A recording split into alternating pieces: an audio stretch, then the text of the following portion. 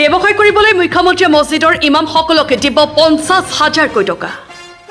মছজিদৰ প্ৰতিজন ইমামক মুখ্যমন্ত্ৰীৰ 50,000 টকাৰ বৃহৎ সহায়ৰ ঘোষণা। চৰকাৰে মছজিদৰ প্ৰতিগৰাকী ইমামক দিব 50,000 টকা। মছজিদৰ ইমামসকলে যাতে সৰুকৈ হ'লেও যিকোনো ব্যৱসায় আৰম্ভ কৰিব পাৰে। মুখ্যমন্ত্ৰীৰ বৃহৎ ঘোষণাৰ পিছতেই আনন্দিত ৰাজ্যৰ হাজাৰ হাজাৰ ইমামসকলকে দিয়া এই সন্মানক চেলুট জনাইছে ৰাজ্যৰ লাখ লাখ মুছলমানে।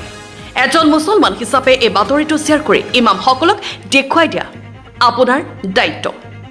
50,000 টকাৰে সৰুকৈ হ'লেও যাতে ইমামসকলে কিবা এটা কৰিব পাৰে, এই চিন্তা সন্মুখত ৰাখি এই বৃহৎ সিদ্ধান্ত মুখ্যমন্ত্ৰীৰ।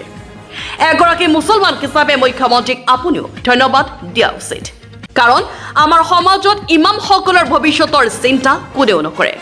টকাৰ জগতখনত একেবাৰে পিছ পৰি আছে আমাৰ মছজিদৰ ইমামসকল। মছজিদৰ প্ৰতিজন ইমামক মুখ্যমন্ত্ৰীৰ 50,000 টকাৰ বৃহৎ সহায়ৰ ঘোষণা। থালাপাতি বিজয় চৰকাৰৰ বৃহৎ ঘোষণাত আনন্দিত তামিলনাডুৰ মুছলমান। তামিলনাডুত ইমামসকলে লাভ কৰিব 50,000কৈ ৰাজ সাহায্য। Desk news report যমুনাইনী।